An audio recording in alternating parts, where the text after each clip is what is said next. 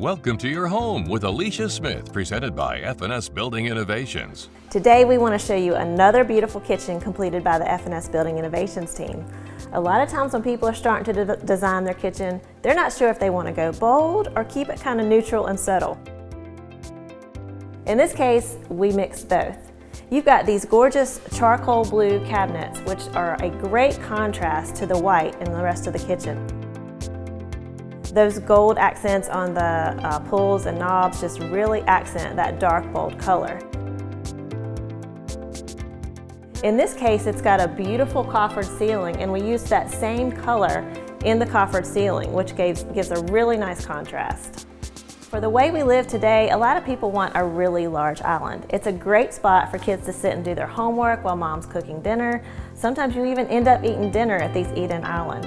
This one is 11 feet by 5 feet, so it gives plenty of workspace and place for the kids to hang out while you're cooking your dinner. So let's talk about some of the accessories in this kitchen. One of them is extra hidden storage in the back of the island. This is a great place to store seasonal items or things that you don't use every day. In this kitchen, there's a great built-in fridge. There's so many different options for refrigerators. There's counter depth, full size.